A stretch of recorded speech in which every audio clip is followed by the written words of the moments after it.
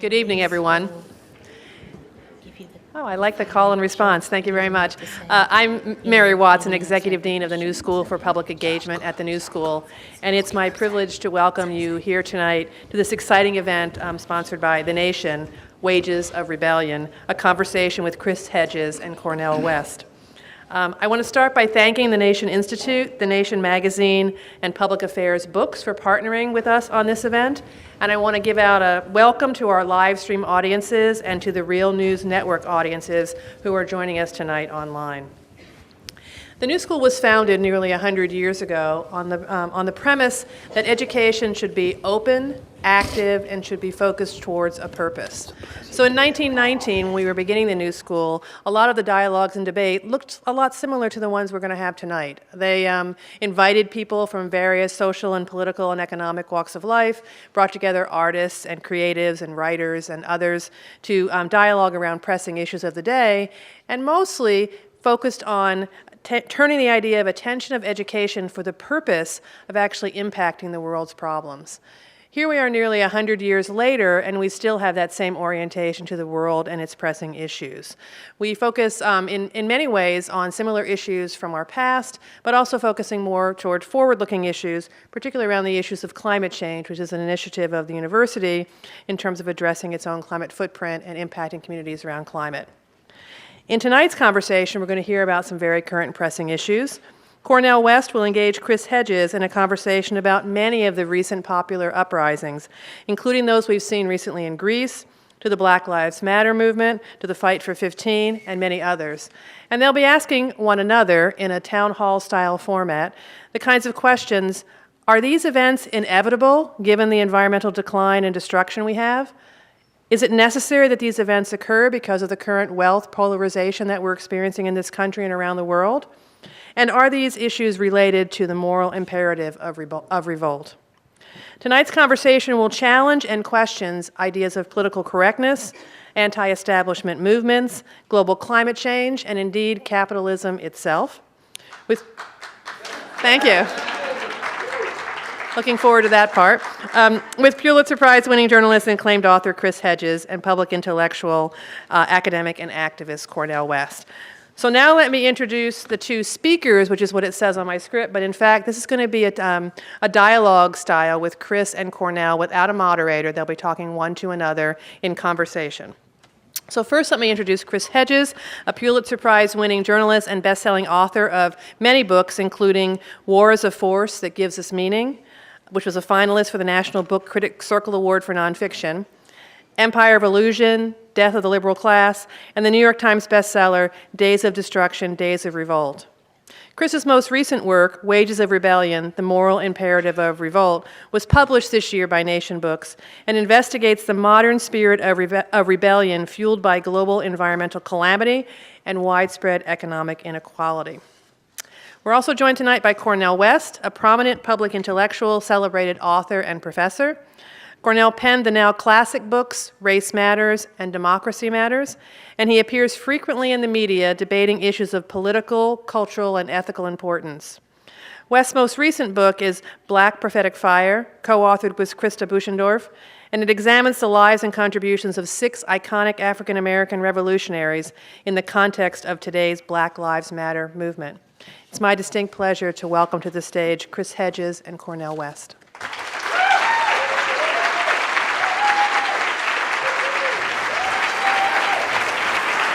Thank you very much. Thank you.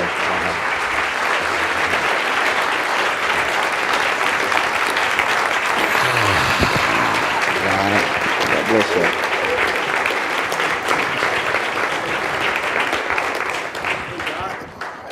Well, thank you very much for joining us. I think we're going to talk for about 50 minutes. Somebody better keep track of the time, because we won't. On some of the themes that have been prominent in a lot of Cornel's work and that I picked up in the latest book, Wages of Rebellion, The Moral Imperative of Revolt, which came off of 3 books that I look at as a kind of trilogy: Death of the Liberal Class, which talked about the collapse of liberal institutions; Empire of Illusion, The End of Literacy and the Triumph of Spectacle, which talked about that severance from a print-based culture and often a reality-based culture, the degradation of both the intellectual and moral life of modern society. And then the last book, which I did with the great cartoonist Joe Sacco, Days of Destruction, Days of Revolt, which is written out of the poorest pockets of the United States, the sacrifice zones, those places that went first in this great predatory campaign of corporate capitalism, where of course now the entire planet has become a sacrifice zone. Camden, New Jersey, per capita the poorest city in the United States. Pine Ridge, South Dakota, where the average life expectancy of a male is 48. That is the lowest in the Western Hemisphere outside of Haiti. At any one time, the people in Pine Ridge, 60% of the people in Pine Ridge have neither electricity or running water. The coal fields of southern West Virginia, where we are destroying the Appalachian Mountains for coal, poisoning the water, poisoning the air, poisoning the soil, and then the produce fields in Florida, where you have that long history of slavery going all the way back to the turpentine camps and convict leasing, and you're running into it today. They will uncover slavery. We interviewed people who had been chained at night in trucks. These are undocumented workers, primarily from Central America and Mexico, and we end with Zuccotti Park. Revolt was kind of conjecture when we began the book, and then Zuccotti rose. This book is different. It is not an analysis of contemporary society, the malaise of contemporary society, or particularly a look, although there's an acknowledgement of the corporate coup d'etat that has taken place, as John Ralston Saul says. It's more about what it means to rebel, the cost of rebellion, the kind of people that rebel, the kinds of conditions that create rebellion, and interspersed throughout the book are some, in my mind, some of the great rebels of our time. Mumia Abu-Jamal, who Cornell and I visited up in Frackville, Pennsylvania, Julian Assange, Jeremy Hammond, Ronnie Casrillos, who founded the armed wing of the ANC with Nelson Mandela, and it posits that finally, in an age of corporate totalitarian extremity, one rebels not for what they finally can achieve, but for who it allows them to become. That rebellion is a way to assert and defend and protect and fight for the forces of life in the face of corporate forces of death. And you know, if I sound like a seminarian, it's because I was one. But I think Cornell would agree that this is really and anyone who reads climate change reports will understand that we're now flirting, or more than flirting, with the extinction of the species itself, and that there are no internal impediments, of course, within corporate capitalism. It does what it is designed to do, which is to exploit both human capital and the environment until exhaustion or collapse. And now we've lifted all external impediments. And this makes Marx and Cornell, I don't want to speak about Marx in front of Cornell too much, but I think Marx was very prescient in terms of understanding the final stages of capitalism, how capitalism consumes the very structures that sustains capitalism. And you see it with corporate forces preying on the superstructure of the government, whether it's looting of the U.S. Treasury, whether it is cannibalizing budgets, security budgets. 70% of our intelligence is done by for-profit corporations like Bose Allen Hamilton, which Snowden used to work for. They want privatizing prisons, corporation infusion into our system of neo-slavery, which is what sustains the prison system, the attempt to privatize public education. Hedge fund managers seeking not, of course, to educate, poor people of color, but to seize the resources, the some $600 billion a year that we're watching all of that. And all of these forces at this point are uncontrollable. And to stand up to them is an existential choice, in many ways a form of folly. Most rebels in history do not succeed. And there's a great line from Hannah Arendt who says that those who resist in moments of extremity don't ask the question, don't say this oughtn't to be done or this shouldn't be done. They're the people who say, I can't. And I'll just end before we begin the discussion with the last chapter. It's Reinhold Niebuhr's concept of sublime madness, highlighted for me in James Cone's magnificent book, The Cross and the Lynching Tree, which if you have not read, you should better go read. And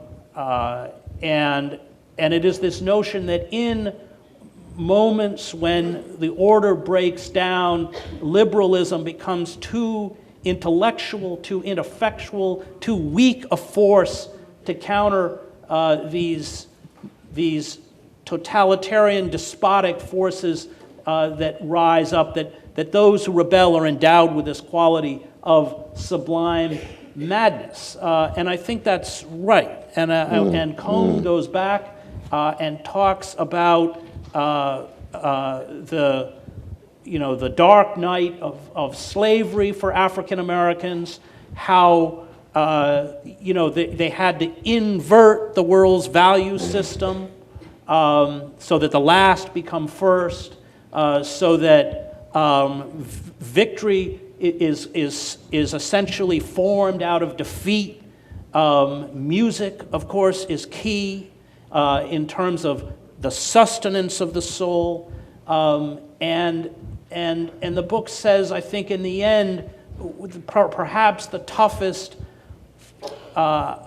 thing for all of us at this moment is to accept the forces that are arrayed against us, not to be blind about their destructive fury and their danger, and yet rise up and resist anyway. And I think that is maybe the way we can begin this conversation. Wonderful, wonderful, wonderful. Definitely. Well, it's always a blessing for me to be on the same stage as my dear brother Chris Hedges. We've spent many, many, many hours together over the years. I consider him one of the grand prophetic figures and voices of our time, especially in a time in which everybody's for sale, everything is for sale, and he refuses to sell his soul for a mess of pottage. That's cutting radically against the grain. I want to thank the nation. I want to thank the New School for facilitating this conversation. And I do want to point out our dear brother, Boris Franklin. It's so good to see you. He's our star student of New Jersey. I think Sister Anika Gibbons is here somewhere with her blessed mother. Where is she? Oh, yes, indeed. So good to see both of you all. Similarly so for Brother Kevin Costin. And I think there's Carl Dix here, who's going to be part of the Stop Mass Incarceration on October 24th. And Brother Chris wants to be there with us to speak as well. 2 days before, there'll be a variety of different actions. You said what? Oh, all right. Well, see, the answer to my prayer, but you revolutionary communists, I'm revolutionary Christian, so we got some fascinating tension there, but my prayer was answered. We want Chris there. But I say all that to say is that we live in catastrophic times. We know that. The great Du Bois, who I was told by the very kind dean that he taught at the New School, and he raised those 4 questions. How shall integrity face oppression? What does honesty do in the face of deception? What does decency do in the face of insult? And how does virtue meet brute force? And the fundamental question of anybody who's concerned about the social misery or socially induced forms of suffering is, what kind of human being are you going to choose to be in your brief trek from your mama's womb to tomb? And it ought to have something to do with integrity, honesty, decency, and virtue. I would go as far as to say, in our society, where there's ubiquitous commodification, marketization, commercialization, across the board, if you're fundamentally committed to aspiring to integrity, honesty, decency, and virtue, it already makes you countercultural. It already makes you counter-hegemonic. But the challenge is, I come from a tradition of a people that's been traumatized and stigmatized. and terrorized for 400 years.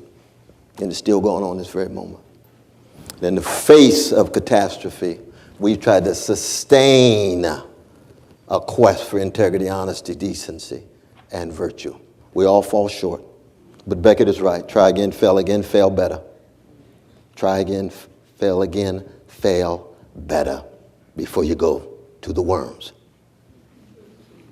And it's waiting there for all of us, sooner or later. And that's crucial because the rebels that he talks about in his marvelous text are really wrestling with not just issues of life and death, but how do you learn how to die in order to learn how to live? And the first thing you have to do is break the back of fear.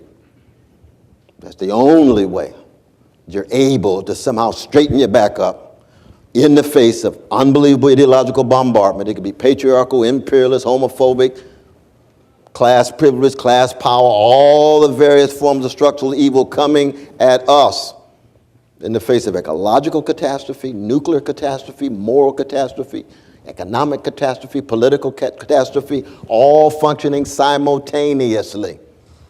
So that critiques of capitalism and imperialism are not just PC chit-chat buzzwords, but lived realities of people who are both scarred, wounded, but also resisting, also trying to generate some resilience and against overwhelming odds. And that's what comes through so powerfully in Brother Chris's text, this notion of sublime madness and its treatment of Reinhold Niebuhr's Moral Man and Immoral Society. It's a classic that he wrote as a radicalist before he became the darling of the liberal establishment in the 1940s and 50s. But the Reinhold Niebuhr of 1932, out of our beloved institution, Union Theological Seminary, Nika just graduated a couple of years ago there, that he talks about sublime madness.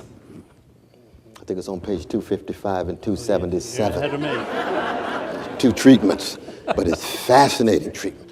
What goes into the standing up, straighten your back up, telling the truth, bearing witness, and knowing there's a good chance you're going to be crushed like a cockroach. And yet people will have to have some memory of the Malcolms and the Martins and the Fannie Lou Hamers and the Rabbi Abraham Joshua Heschels and the Edward Zaids. Not as isolated individuals, but as persons who were made by movements and persons who tried to help make movements stronger forces for real good, in the language of the great John Coltrane. How does one attempt to do that? Well, that's precisely what this magnificent book is all about, the wages of rebellion, the moral imperative to revolt. And I like that moral, because a lot of times leftists don't like to talk about the moral and spiritual grounds and motivations. And if you don't talk about morality and integrity, you're going to be a short distance runner in the struggle for justice. Because a lot of folk come out of the block strong. By the time they get to midlife, they so well adjusted to injustice, they hardly have a memory of what set them on fire when they were in their teens and early 20s. And you have to be a long distance runner to recognize it's a beautiful thing to be on fire for justice. And that's what we have in this marvelous text. So let me begin with a question, though, brother. Let me begin with a question. Let's just start on a personal note, though. What goes into the formation of Brother Chris Hedges as a long-distance runner for justice? I have to go back to, and I think, and that would parallel your own life. I have to go back to the way I was raised. My father was a minister. We lived in a very tiny farm town in upstate New York. No people of color. And he supported the civil rights movement at a time when in those rural white enclaves, Martin Luther King was one of the most hated men in America. He had been a sergeant in North Africa. He opposed the Vietnam War. He told me when I was about 12 or 13 that if the war was still being waged when I was 18 and I was drafted, he would go to prison with me. He'd go with you? I still have this image of sitting in a jail cell with my dad for and then his youngest brother was gay, and my father the rest of the family disowned my uncle, and of course his partner, and except for my dad. And my father had a particular sensitivity for that reason, for the pain of being a gay man in America in the 1950s and 60s, and he became very outspoken about gender equality, gay rights, which ultimately led him to run afoul of the institutional church. They asked him to stop speaking out about this issue. At the time, I was an undergraduate at Colgate. He had a church in Syracuse. Colgate's an hour away. As a matter of fact, when my dad found out that there was no gay GBLT group or gay and lesbian group at Colgate, he brought the gay speakers to my college. And I would sit around. I was probably one of the most committed heterosexuals at Colgate, but I would be sitting around. And my father kept saying, you have to stand up. You have to come out of the closet. And given the fraternity culture and the football culture and the elitism of Colgate, that's not something they wanted to do. But it was a problem my dad solved by driving down to Colgate one day, taking me out to lunch and telling me that I had to found the Gay and Lesbian Alliance, which I did. I founded it at Colgate, and I would go into the dining hall, and the checker would take my card and check off the box for breakfast and hand it back and go, faggot. And when the church told him he had to stop speaking about this issue, his response was to open his church on Easter for an Easter service for the GBLT community of Syracuse, New York. And he came down and got me, and he told me it's probably one of the last times I'll ever hear him preach. And I walked into that church, and that church was filled with people for whom the institutional church had caused tremendous suffering and pain. I mean, people were crying even before he started. And he said, sacrament is a marriage. A marriage is a sacrament. It's not a reward for being a heterosexual. And any church that refuses to honor the sacrament of marriage doesn't deserve to call itself Christian. And he was out. And the last time I saw him, he was working in a windowless basement room as a chaplain in a juvenile detention home. I was the Balkan bureau chief for the New York Times. And, you know, in terms of status and earning power, I had risen, obviously, at that moment far above my dad. But I can remember walking down that hall and realizing what a great, great figure he was. And he gave me, you know, that understanding that you're not rewarded for virtue. Virtue itself is its own reward. Doing what's right, standing up and making a moral choice has a cost. And if it doesn't have a cost, it's probably not much of a moral choice. And your own life has exemplified this, Cornel. And, you know, just to end, when I was denouncing the call, I'd been the Middle East bureau chief for the New York Times, 7 years in the Middle East, months of my life in Iraq. And when I was denouncing the call to invade Iraq, I was booed off of a commencement stage in Rockford College, and had my mic cut, and at one point most of the 1,000 people stood up and began singing God Bless America to drown me out. And my newspaper, the New York Times, issued me a formal written reprimand to stop speaking out about the war. And that's under guild rules. You give the employee the reprimand in writing, and then when they violate that reprimand again, under guild rules, they can be fired. But I realized, and it wasn't an easy moment, I'd been at the Times for 15 years, nobody wants to lose their job. Not only that, I was never, you know, if I didn't stop speaking out, I was never going to get another job in American journalism again. But I realized as I sat in that office that I could muzzle myself and pay fealty to my career, but to do so would be to betray my father. And I couldn't do that. And when I left the paper, I quit the paper, and when I walked out the door, for the first time I articulated what it was my father, who had died in '95, what it was my father had given me, and that was freedom. That I didn't need the New York Times or anyone else to tell me who I was. I knew who I was my father's son. Ooh. Wow. That's powerful, man. Oh, that's powerful, though, Mother. And there's something about the power of ancestor appreciation and the connection to those who loved us so. That somehow we still try to put a smile on their faces even when they're in the grave. Todorov calls them the inner witness. That's why history is, is so important, to know where you came from. That's Absolutely. what August Wilson writes in Joe Turner, Come and Gone, with the conjurer Joe Loomis, who's speaking to African Americans who are coming up from the South, still trying to find their families that have been wrenched from them, trying to suffer or deal with the trauma that they've undergone. And Joe Loomis says, you have to find your song. You have to find your song. And that's what he means by that, your song. And if you find your song, you're free. And there are all sorts of cultural forces out there that don't want us to find our song. They want historical amnesia. They don't want us to connect with all of those great inner witnesses that came before us. Whether it's Fannie Lou Hamer or Frederick Douglass or Eugene V. Debs or whoever it is. Dorothy Day. Dorothy Day. Absolutely, absolutely. God Almighty, brother, it's hard to ask another question after that narrative.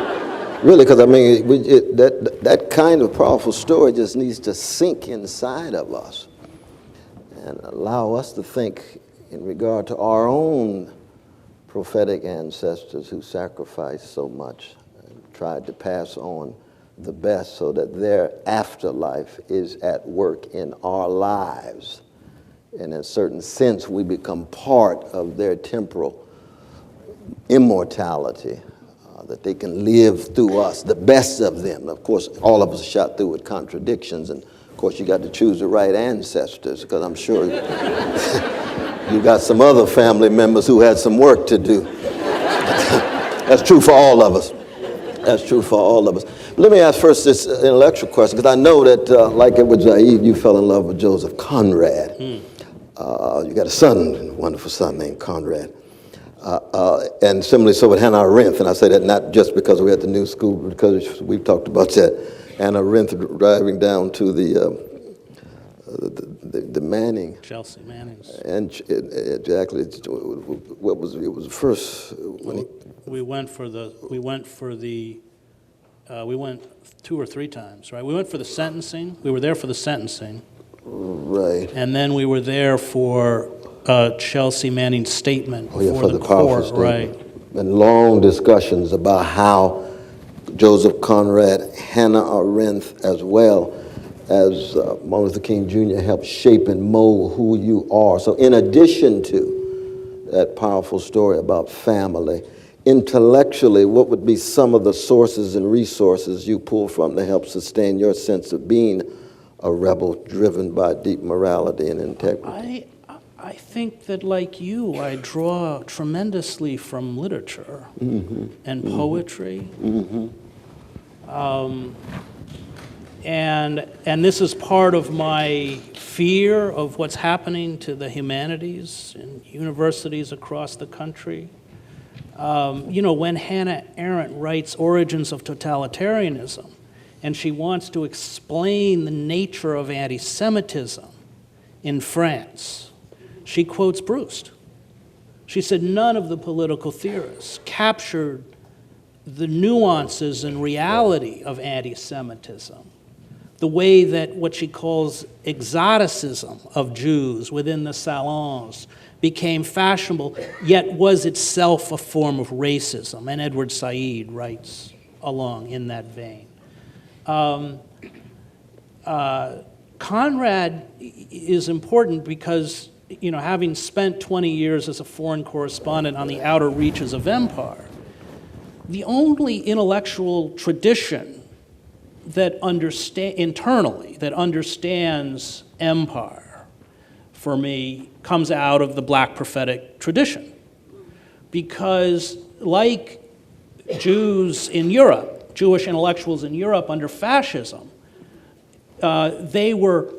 because they were pushed outside the system, they were forced to ask questions those who were adopted by the system because of race or religion or whatever don't ask. And I think we could make that case with Niebuhr, couldn't we? I think Niebuhr's understanding of imperialism is really naive.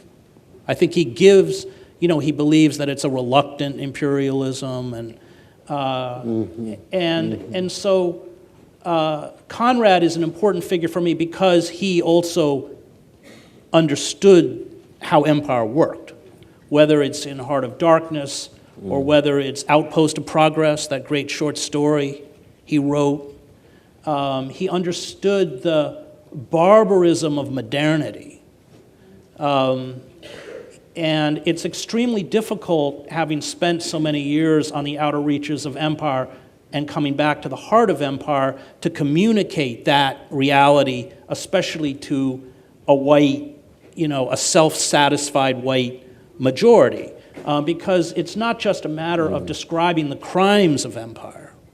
It's about challenging something that's deeply existential, and that is taught in universities and schools and churches, through the entertainment system, and that is that we are a virtuous people and God has blessed us above other people and that victory is all of this is a lie when you come back from empire. But it's a lie that most people don't want to see. And so that's why for me Conrad is important. Arendt, of course, is extremely important. As a moral philosopher, I think Hannah Arendt is,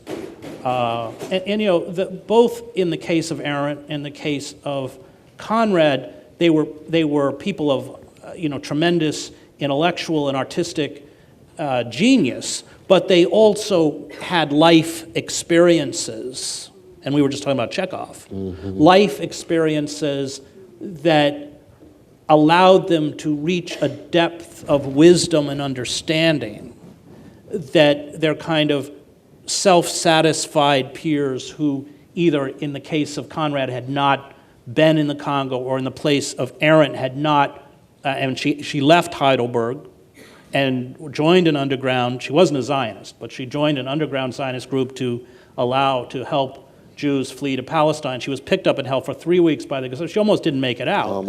And then she's stateless, like Walter Benjamin, like all these other figures. And so, I think you can go back to Lear on the Heath. It's when you're pushed down to that level, and the whole play, King Lear, is about, the ability to see. Because what privilege does to you is blind you. And those of us who come out of privilege, if we're going to be intellectually and finally morally effective and honest, it's about ripping away the blinders of privilege.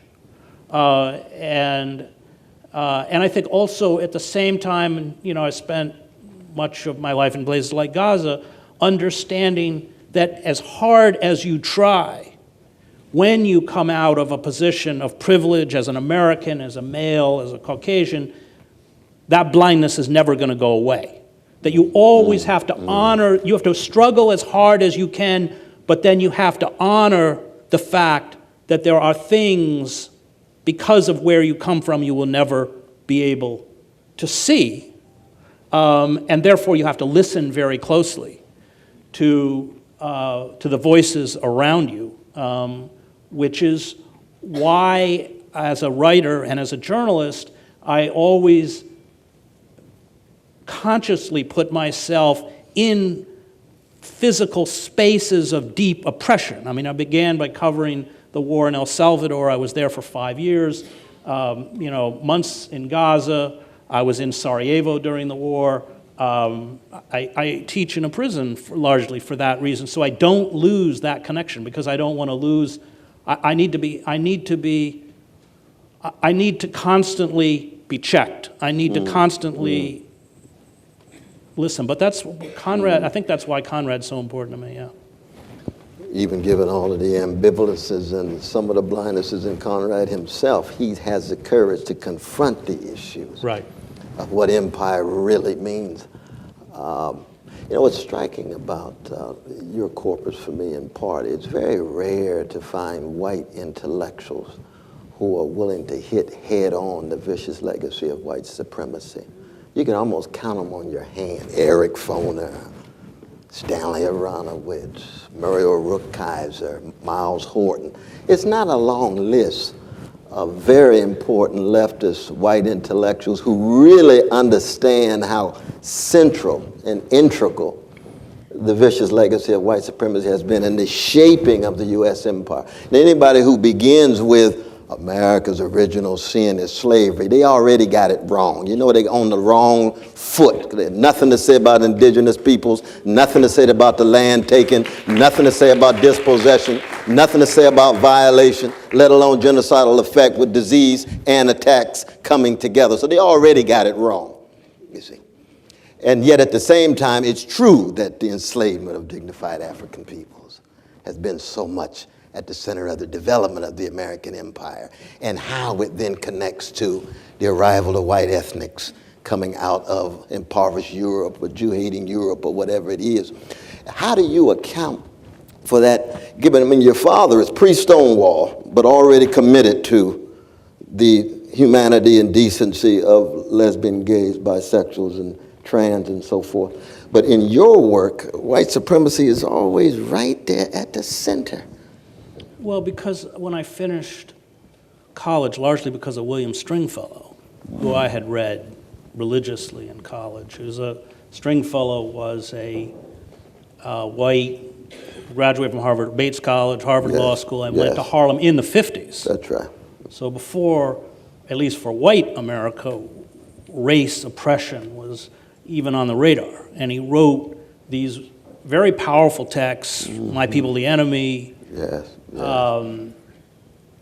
which were more than an account of the reality of racism, but a meditation on the systems of power that created it from a theological perspective. When Karl Barth came to Union, they asked him which theologian he wanted to meet. He said Stringfellow. Well, of course, Union never invited William Stringfellow, even though he was right down the street. So Stringfellow, and you know the other book was very important to me was The Brothers Karamazov, which I had read 3 times in college. And those two books... In relation to white supremacy? Well, just in terms of... Break that down, bro. No, I think it was in terms of putting yourself in a marginal community. The empathetic imagination to put yourself in the shoes of others. And so I moved to Roxbury, and I lived in Roxbury for 2.5 years and ran a small church there. And I had come from a farm community. I had been gone to a boarding school as a scholarship student, but I'd never lived in the city, certainly never lived in the inner city, and I was just devastated at the warehousing of human beings, what we were doing to children. I remember you once asking me, even though I've covered all sorts of wars, what the most kind of formative experience was, and it was that 2.5 years, because it really opened my eyes to how institutions work to keep the poor, the banks, the schools, the probation officers, the police, everything conspires to hem the poor in like sheep. So you have these invisible walls that, of course, are matched by the very physical walls of prison. But on the outside, you don't see those walls. It's only when you're trapped within those walls that you see them. And commuting every day into Cambridge to go to Harvard Divinity School was very schizophrenic, where you would sit around with people on Francis Avenue who would talk about empowering people they never met. They all liked the poor, but they didn't like the smell of the poor. And it was going back. I lived there. I didn't. I remember I was just the projects. This was Mission Extension housing projects, which at the time were probably the worst in Boston. 40 or 60% vacancy. All the locks were off the doors. The corridors were unlit. And I went back to Colgate to my great mentor, Coleman Brown, who had been with Bill Weber in East Harlem, had gone to Union, and then had worked in the inner city in Chicago for many years. And founder of the Sing Sing MA program, where Yeah. many of us taught for many years. That's right. Yeah. And I just walked into his office and I said, "Are we created to suffer?" And he said, "Is there any love that isn't?" And I think that that's when I began to understand the tragic nature of destiny, what it meant, as James Cone writes, to carry the cross, what that means, that it's lonely, that it's painful, Yes. that it hurts, that you're often reviled for it. I mean, look at our great prophets like Malcolm or like King. At the end of their lives, they were utterly alone. We forget that now. King was, they were deserting in droves. Oh, no doubt about it. And same with Malcolm. Very lonely figures because they held fast. And in the whole rise of that Black Power movement, there was a moment where King went to the retreat center, what was it called, that Horton had set up? Highlander. Right. Yes. And his movement is disintegrating around him. And he stands up and he says, "I take nonviolence to be my lawfully wedded wife, in sickness and in health." And I think I began perhaps to have a consciousness of the cost, and that if one was going to, as a writer, and I went from Roxbury to Central America, from Central America to the Middle East, from the Middle East to Yugoslavia, if one is going to accept that cost, there's a kind of tragic destiny, a kind of understanding that in many ways, at least in an empirical sense, everything you do in some ways, at least in the grand sort of scheme of life, is futile. But that doesn't make it meaningless. That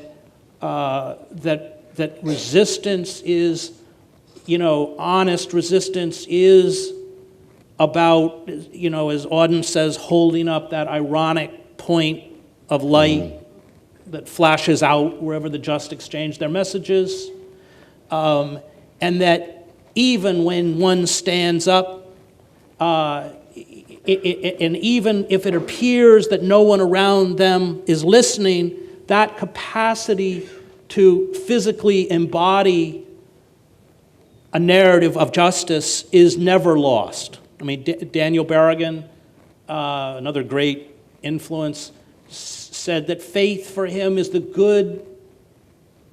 belief that the good draws to it the good. That, or at least the good insofar as we can determine it. The Buddhists call it karma, but then we have to let it go.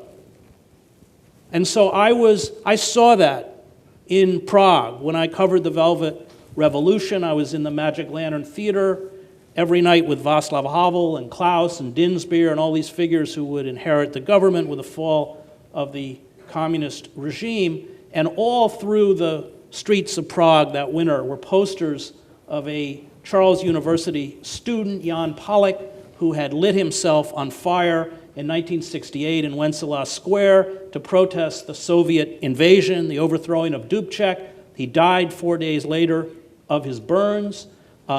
It was a non-event in the state media, like so much of the lethal killings and tragedies are non-events to our own corporate media.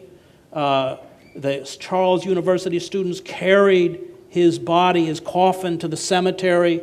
It was broken up by the police. When his grave became a shrine, the communist authorities exhumed the remains, cremated them, gave the ashes to his mother, and said she couldn't bury them. His poster was all up and down the streets of Prague. 2 weeks after the government fell, 10,000 Czechs marched to Red Army Square and renamed it Jan Palach Square. I was in Wenceslas Square with about 500,000 Czechs, December, snowing, and the great singer Marta Kubasheva, who when the Soviets had invaded, on the radio had sung a song called A Prayer for Marta, an anthem of defiance. In retaliation, her recording stock was destroyed. She was banned from the airwaves. She had spent the intervening years working on an assembly line in a toy factory, and I watched her walk out on that balcony and begin to sing the prayer for Marta, and every Czech in that crowd knew every word. That's the power of resistance. That's the moral power of resistance, the capacity to stand up, and as Václav Havel says in his great 1978 essay, The Power of the Powerless, to speak the truth. Not to power, about power. And for whatever reason, at a particular moment, people are afraid, or people, have to get that paycheck in, but they hear it. They do hear it. I believe they hear it. And I think it's that belief, that idea that the good draws to it the good, which I can't empirically justify, which is a form of faith. I think life of resistance is a form of faith. I mean, you often talk about, Jesus was killed as an insurrectionist. Well, he died a political criminal. He died by the most vicious empire of its day, the Roman Empire, very much like the American empire of our own day. Let's talk about contemporary American empire.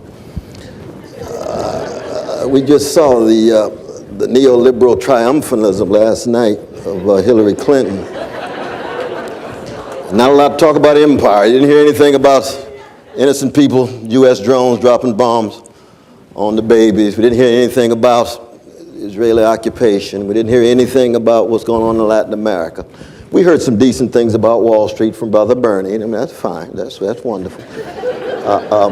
But we didn't hear about democratic complicity and all of that. Well, exactly, and intellectual complicity, and the mass media complicity, and the culture industry complicity, and the academic complicity as well.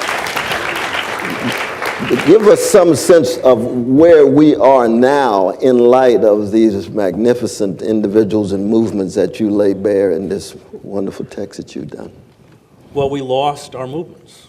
They were eviscerated in the name of anti-communism. Our greatest resistance figures and intellectuals, W.E.B. Du Bois, were turned into pariahs. How old was Du Bois? He was handcuffed. He was... February 13th, 1951. He was born on February 23rd, 1868. So that means he was 83 years old. He had 12 years to live. He died at 95. He's handcuffed. One visitor at 31 Court Street, Brooklyn Heights, in the greatest borough in the world, Brooklyn. That's Du Bois. Not one visitor was the most popular Negro in the world in 1939, but he's under house arrest in Philadelphia, named Paul Robeson. And thank God Harry Belafonte and William Attaway and Oliver Killens and a few others had access to Du Bois with his magnificent wife, Shirley Graham Du Bois. But here, this towering figure under surveillance, under government subordination in a certain sense, even though he was not incarcerated. But the quote that I put forward, 1957, was the first novel in the trilogy. This is his love letter to the younger generation, called The Ordeal of Manzart. Was precisely his wrestling with what kind of life have I lived? Can I pass it on to the next generation? Because people have forgotten my name. Historical erasure, which is one of the ways in which you ensure that integrity is not vital if memory is erased. Because you can't have that ancestor appreciation. You can't have that wind at your back, as it were. So I hear exactly what you're saying in terms of our present day. And yet, we live in the age of Ferguson. And that's a beautiful thing. That marvelous militancy among the younger generation puts a smile on my face, because they're hungry and thirsty for not just the memory, but for the enactment and embodiment of courageous thought, courageous action, and willingness to stand in the face of overwhelming odds. Highly militarized police departments, facilitated by who? Neoliberals, Obama, and Republicans together. Very much like the imperial policy. And they get all upset. How come Ferguson looks like Baghdad? You voted for it. You remember? You remember? Yes. How come the crime bill? Who voted for it? That was Bill Clinton. Welfare, that was Bill Clinton. Oh, yes, we remember. How come the banks are doing us in with greed? You deregulated. You the one repealed Glass-Steagall. Oh, yeah. You know what I mean? The level of hypocrisy and the way in which the mendacity hides and conceals the criminality. And that's very much what we're talking about. Forms of criminality. In our neoliberal regime, forms of criminality have become so normalized and become so routinized. That's why Wall Street executives, how many went to jail given their insider trading, market manipulation, fraudulent activity, predatory lending? Not one. No, Bernie Madoff, but that's because he stole from rich people. Well, that's a good point. That's a good point, but you can see how skewed and how viciously classist and racist the criminal justice system is in terms of who actually goes. Let Jamal Letitia get caught with a crack bag, off to jail. You see, bring in Eric Holder, his best friends. He's got to persecute them. He refuses to do it, and he goes right back to Wall Street where he is right now, Cuffington and Weiss. You see. Well, that would be a nice step, but we need more than that, my dear sister. But yes, that's a good, I agree. That would be a very, very important step. But where are we now in terms of the need for rebellious spirit, courageous thought and action to somehow keep track of the criminality and mendacity that is so pervasive these days? Once any cabal, whether it's military, oligarchic, monarchic, seizes power totally, it engenders political paralysis. I watched this in Yugoslavia. In essence, you have, which we have with the Democratic Party, figures like Clinton and Obama, a self-identified liberalism that is a faux liberalism. So it speaks in the traditional feel your pain language of liberalism, but assiduously serves the interests of that oligarchic corporate cabal. And that means that the government is thrown into crisis because it is unable to respond to the rights, grievances, injustices, most basic needs of the citizenry. And all of that is getting worse in the name of austerity. The most dangerous institution in America is the war industry and the military. They are doing what in late empires these forces always do, which is expand beyond the capacity of empire to sustain imperialism and military adventurism. Officially, we spend a little less than 54% of discretionary spending on the military, but that masks all sorts of other spending, veterans affairs, nuclear weapons, and the whole black budgets, especially the intelligence budgets that we're not allowed to see. By some estimates, we're spending up to $1.6 trillion a year on war.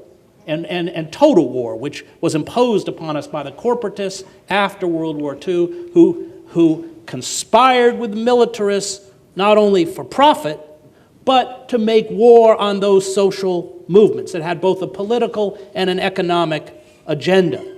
And so the country is disemboweled physically, our infrastructure is crumbling, our unemployment figures are completely fictitious. I think the LA Times last year ran a story saying that in real terms, we probably have at least 17% unemployment, and that doesn't count underemployment. So the average worker at Walmart works 28 hours a week. The salary puts them below the poverty line, and they get applications for food stamps courtesy of the Walton family, which makes $11,000 an hour, so they can subsidize their greed.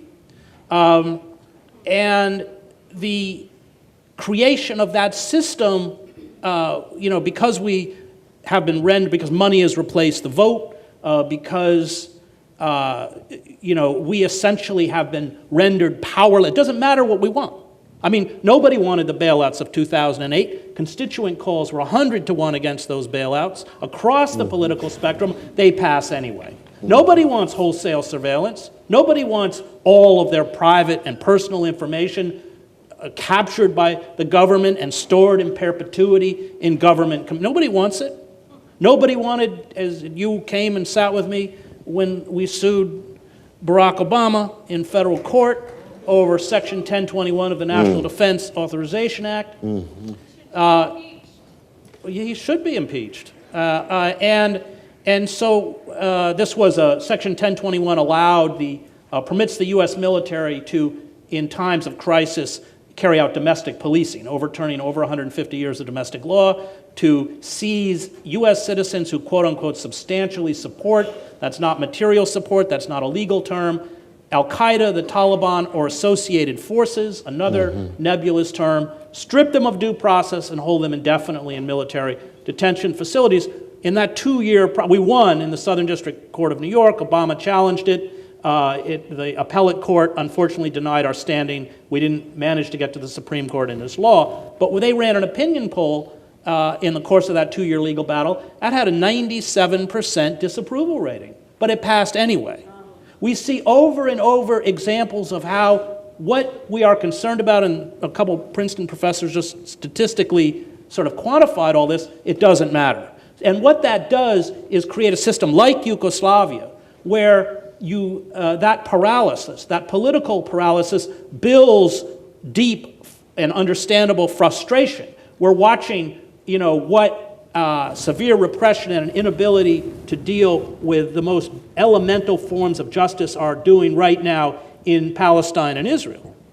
And that Netanyahu neoliberal agenda is one that is intimately twinned with our own. So what happens is, as the state, in essence, is deconstructed by these corporate capitalist forces quite physically, they bring back, this is what always happens, they bring back from the outer reaches of empire the forms of control that are intimately familiar to those we subjugate. Empire subjugates drones, militarized police, wholesale surveillance. So you take a night raid in East New York, where they're kicking down the door in Kevlar vests, dressed in black, with long-barreled weapons for a nonviolent drug offense, terrorize an entire family. It looks no different than a night raid in Fallujah. And that's what happens when empires die. The harsh, brutal, violent forms of control that empire has perfected on what Frantz Fanon calls the wretched of the earth soon become intimately familiar in the heart of empire itself. And this gets into the whole issue of what we have done in marginal communities, where we have allowed omnipotent policing. Hannah Arendt writes about that as well. Omnipotent policing, and she writes about it vis-a-vis the stateless. But she says as soon as you create a legal and a physical mechanism for omnipotent policing, i.e. unarmed civilians can be shot dead or strangled to death on city sidewalks or for having never committed a crime, and the police go free.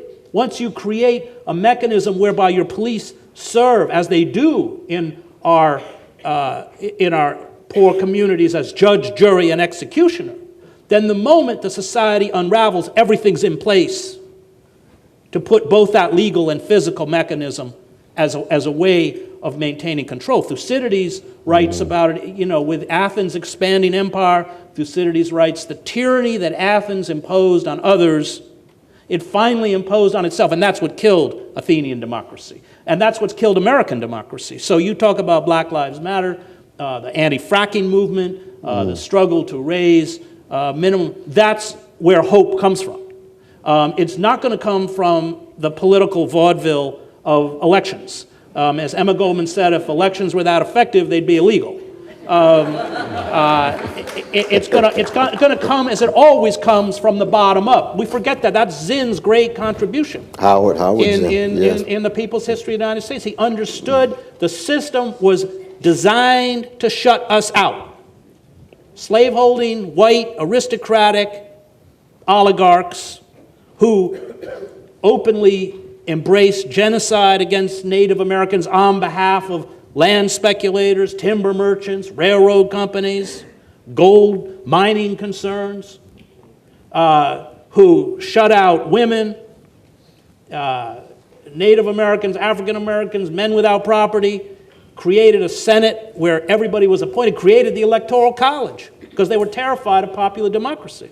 That's how Gore wins 500,000 more votes than George W. Bush, and George W. Bush is president. It had nothing to do with Nader, by the way.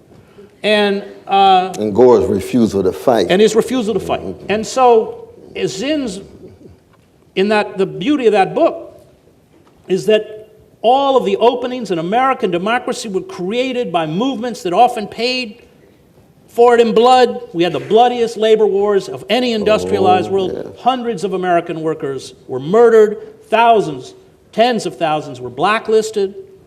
And the Liberty Party, the abolitionists, the suffragists, none of these movements achieved power. But they created pressure on the centers of power so that power had to respond. And that gets to Karl Popper, who in the first volume of The Open Society Its Enemies says, the question is not how do you get good people to rule. That's the wrong question. The question is how do you make the power elite frightened of you? Most people attracted to power, Popper writes, are at best mediocre or venal. And that's what we've forgotten, that those of us who hold fast to justice, it's not our job to take power. It's our job to make power frightened of us. That's what created the New Deal, and Roosevelt's quite open about it in his letters. Roosevelt says, he even says in a 1930 letter, if we don't create social reforms, we're going to have a revolution. He says to his fellow oligarchs, you better give up some of your money now, or you might lose all of your money. And that's how we got 15 million jobs, the public works program, Social Security. And even those are concessions. They were all concessions. And Roosevelt says... significant concessions. But he says his greatest achievement was that he saved capitalism. And we have to recover those movements, and I see that in Black Lives Matter, in the anti-fracking movement, in all of these groups are not getting any kind of media coverage. And the BDS movement. We are going to bring down Israeli apartheid college by college, church by church, institution by institution. That's how it's going to come. I know it's getting late. We're going to open it up for questions. How are we doing with time, though, Sister Dean? You say what? Oh, okay. We better go to questions. Yeah, okay. Because I could stay for hours. We have stayed for hours. Oh, that's the truth. We want to be kind to you all. Absolutely.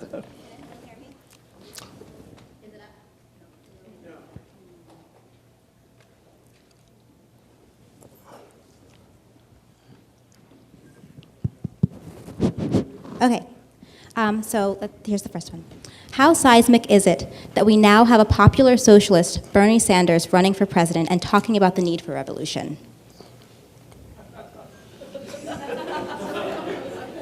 Well, one is I do think it's important that there always has to be some connection between the perception of catastrophic conditions and the emergence of a courageous and visionary imagination and praxis that calls for some kind of revolution.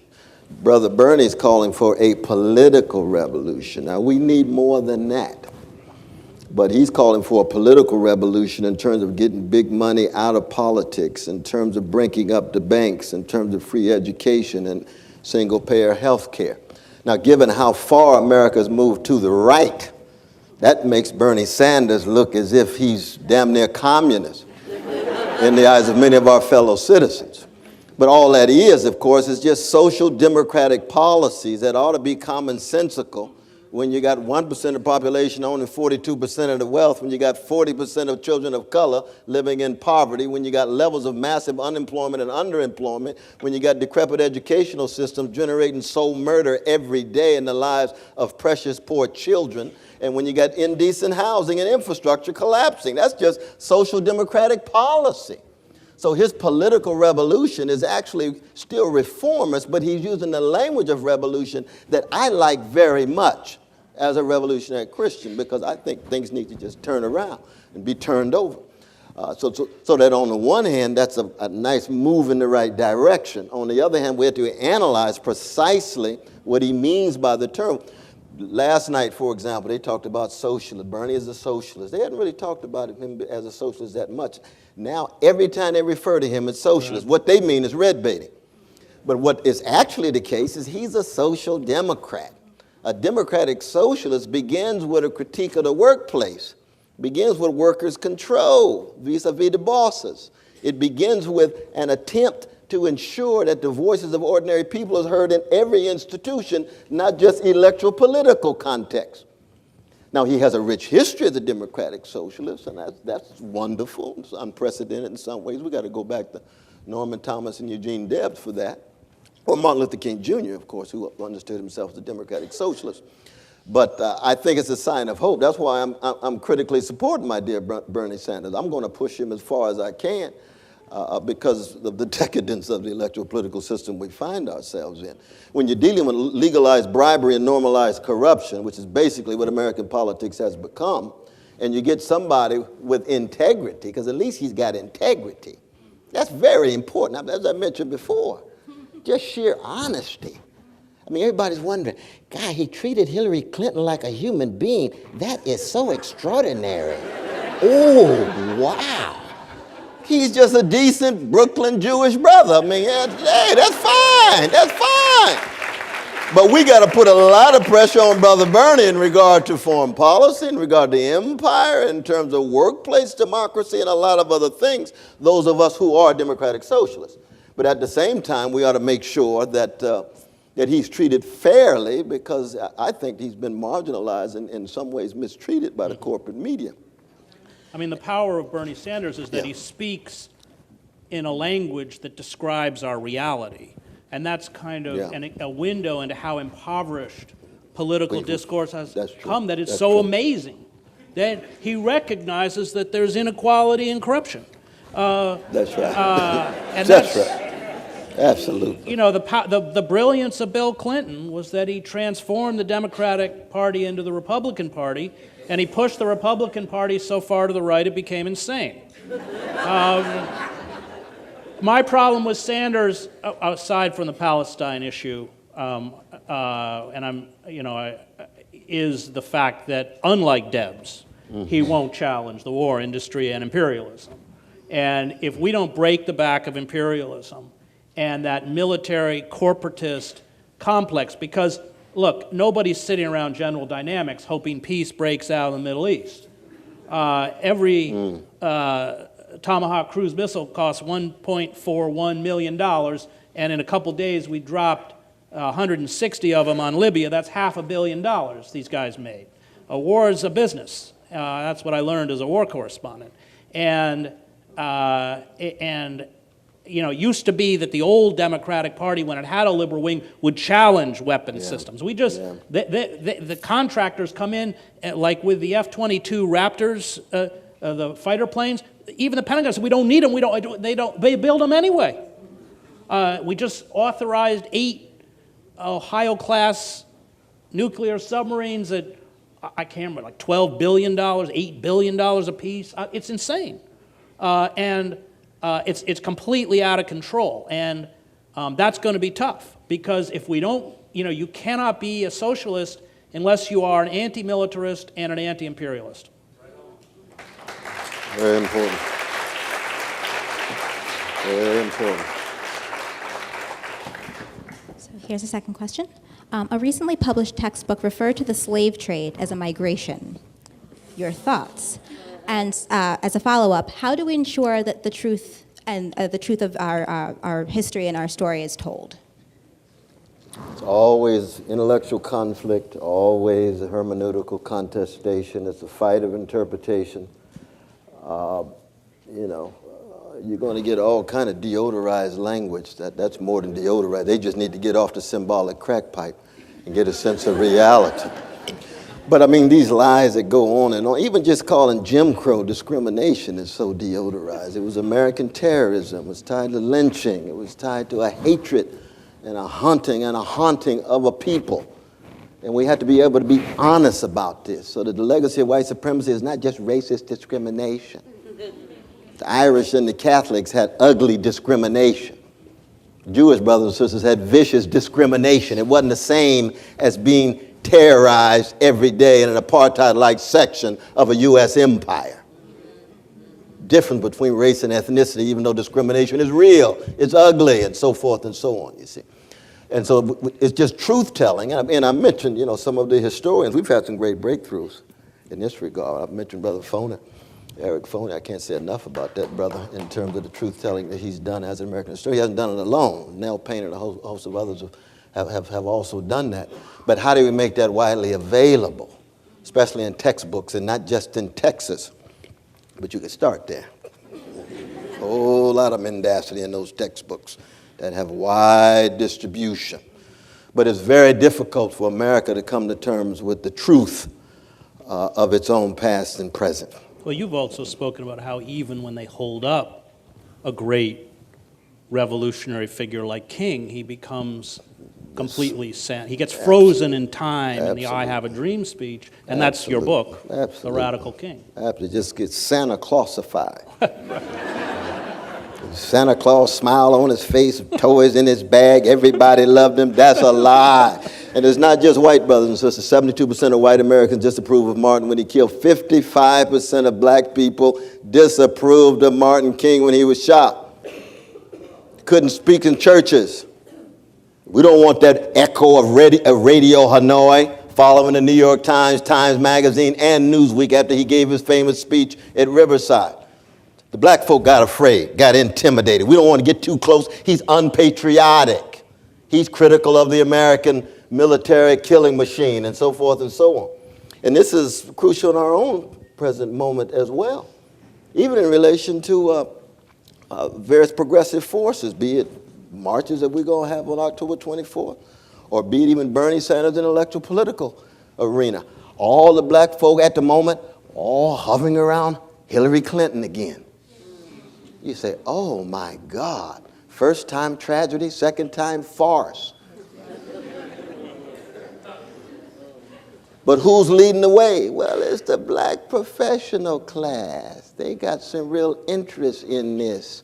What is their relation to the black poor and the black working class? Everybody knows if black upper class kids were going to prison at the same level of the black poor kids, we'd have different kind of black leadership. Class is real. Class is very, very real. And we can see it more and more. I mean, I think Malcolm would have called it the niggerization of the black professional class, where you get more money, more position, more access to power, more status, but you're still scared, intimidated, and afraid. And when you niggerize the people, you keep them scared and intimidated, so they don't want to know the truth, and they walk around deferential to the powers that be.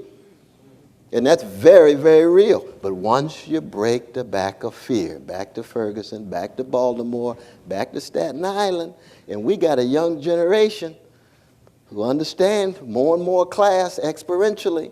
They know that the black professional class, the black political class does not represent them. They know that.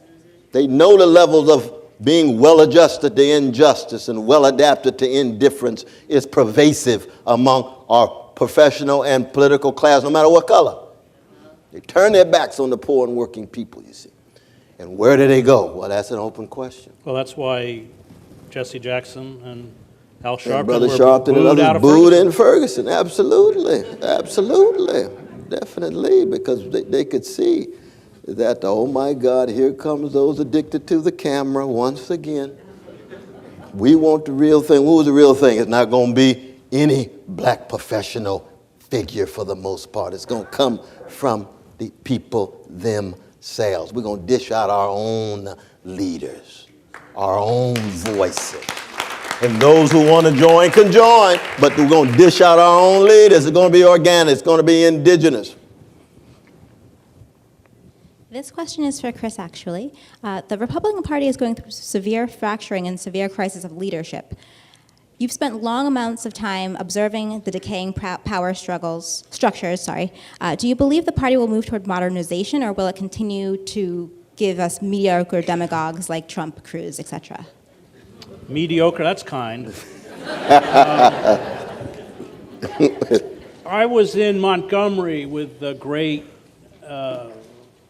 civil rights attorney Brian Stevenson, who spent his life defending prisoners on death row, most of whom, of course, are black and poor. And we were walking through Montgomery, and he was pointing out to me all of the Confederate memorials that had been put up. And he said they've all been put up in the last 10 years, including when you actually drive into Montgomery. On the outskirts, there is a gigantic Confederate flag.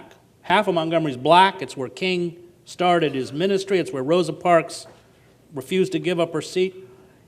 And I said to Brian, it reminds me of Yugoslavia, that with the economic disintegration of Yugoslavia, and this we can go back to Weimar, people retreated into mythical narratives about themselves. And that's how you vomited up these figures like Rada von Karadzic, who is really Donald Trump. Karadzic was a figure of ridicule, but the frustration and anger with an ineffectual liberal class empowered these buffoonish, but once in power, very dangerous figures. And what I see in the Republican Party is precisely this phenomena. You can't have a rational discussion with somebody who thinks that the Confederacy was about protecting Southern womanhood and Christian values. You can't have a rational discussion with a Christo-fascist who believes in creationism. And these strong proto-fascist forces, which are evidence in the nativism, the overt racism, are on display in the Republican Party. And what do fascist movements do? They channel a legitimate rage towards the vulnerable.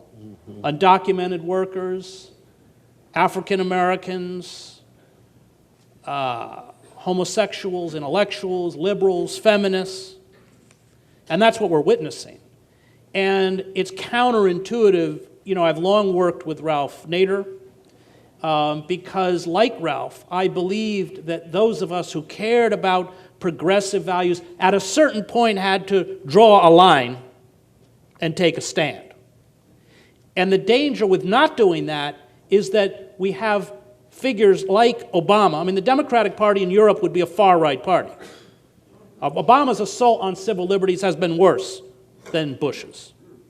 And what happens in a moment of turmoil, whether it's an economic crisis, and we're certainly headed towards another one, courtesy of Wall Street, an environmental crisis, which the fossil fuel industry is doing its best to engender, means that in a moment of breakdown, these forces are given a kind of frightening virulence. And America is a very, very, very violent culture, as it was Hofstadter's great book on violence. Last book, American Violence. Yes, Conversations with Cornell are him mentioning books I haven't read, and me running out to read them, including the one I have on Chekhov in the back room. But it was that Hofstadter book on violence. The great Hofstadter. That form of vigilante violence, which goes right back to the slave patrols, That's right. the Klan, the Baldwin Felts, the Pinkertons, the gun thugs, the militias, the Tea Party. It's a complete continuity.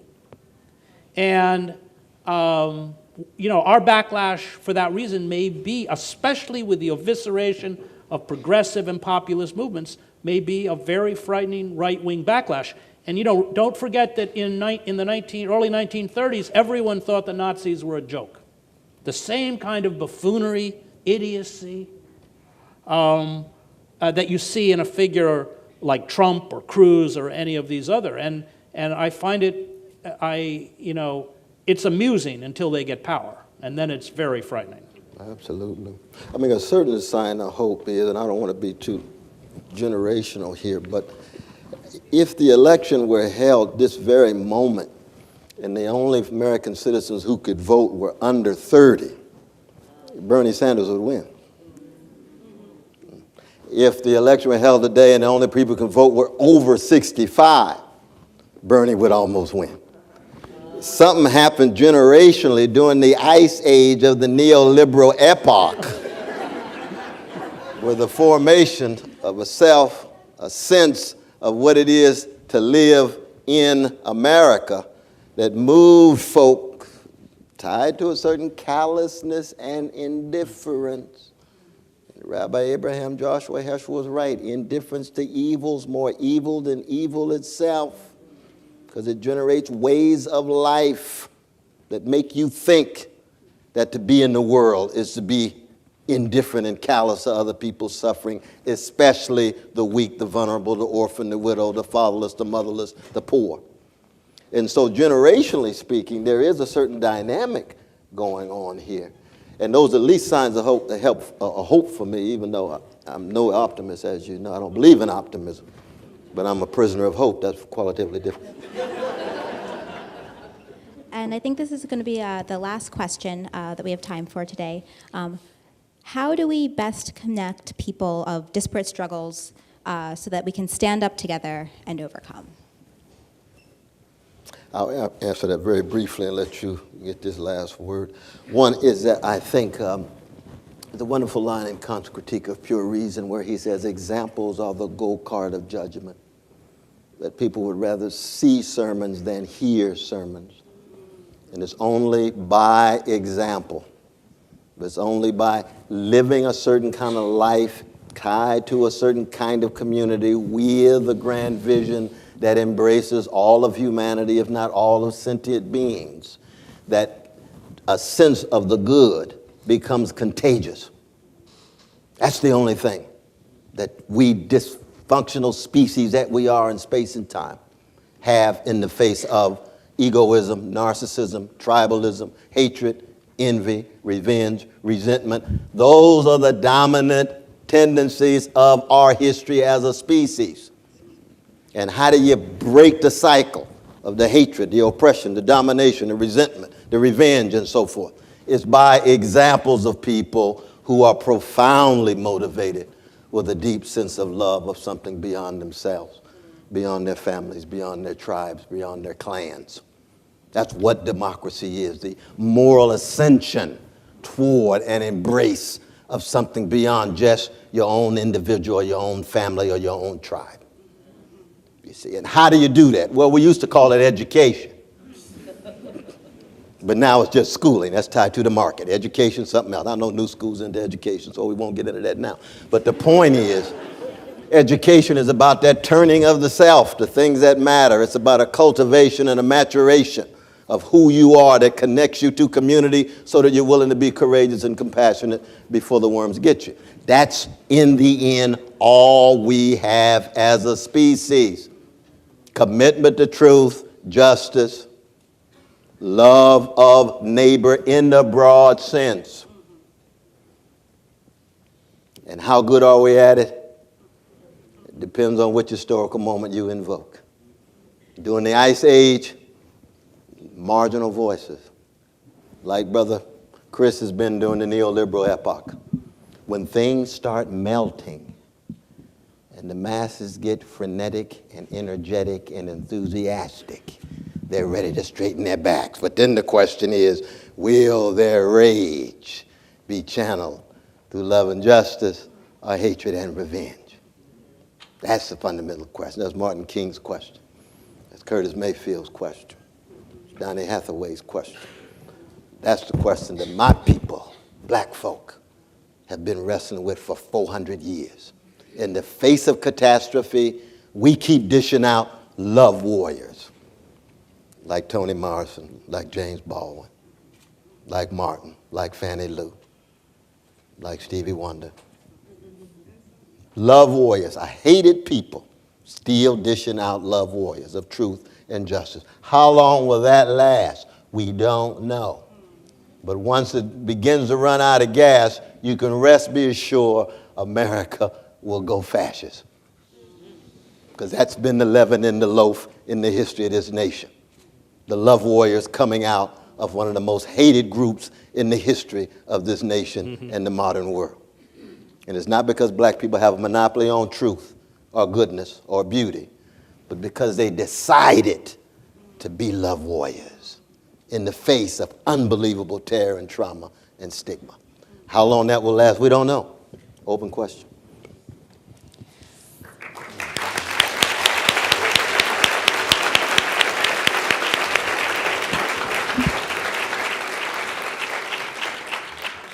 At this time, Oh, no, he got the last word. oh, No, he got last word. I'll just say something quickly, and I think I can speak for Cornell as well. I don't think it's accidental that both of us come out of a deep religious tradition and a deep religious orientation, not an orthodox one. What Graham Greene said, he was a Christian agnostic. But I think it is finally that capacity for reverence of life, the understanding that, which all religions have at their core, that it's not about us, That's right. it's about our brothers and sisters, and in particular the stranger and the outcast. That's right.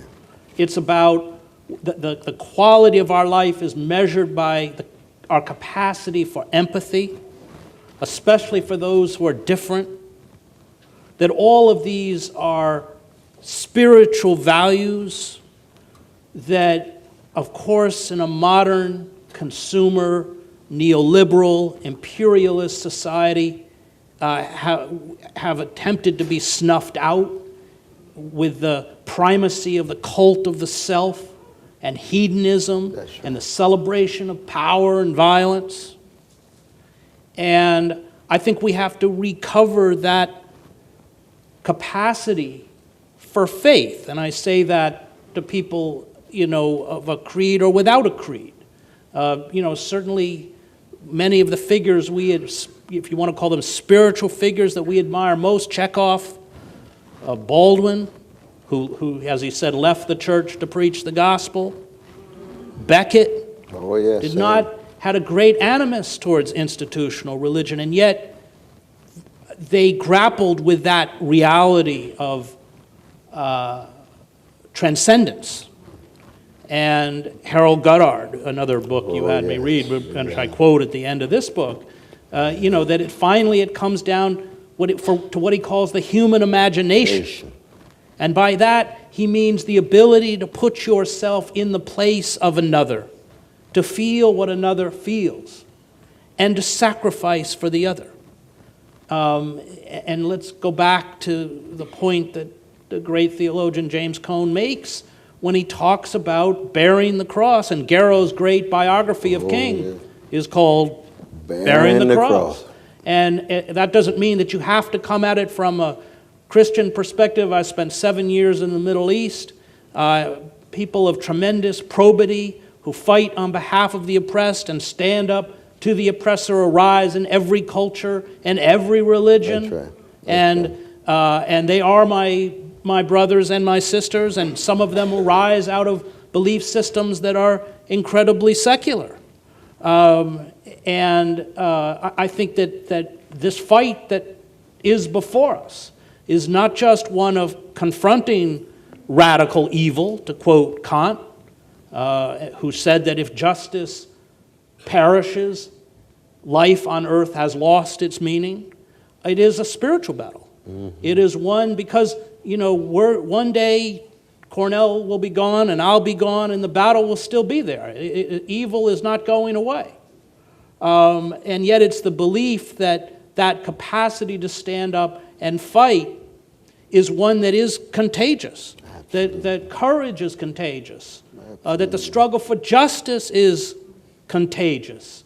And I believe it is. I believe that there is, always that when I was booed off of that commencement stage, other people said, well, you should have been more moderate, or you should have. I got 6 letters from students who thanked me.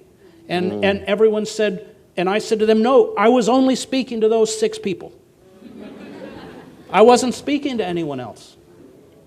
And I think when justice's clarion call is made, it ignites that prophetic fire that you write about. And it's real, and it's powerful, and it's called love, and it is the greatest and most powerful and valiant force on earth. Yes, yes, yes, yes. Yes, yes, yes. You're all... Oh, that was wonderful. Absolutely. Lord, Lord, Lord.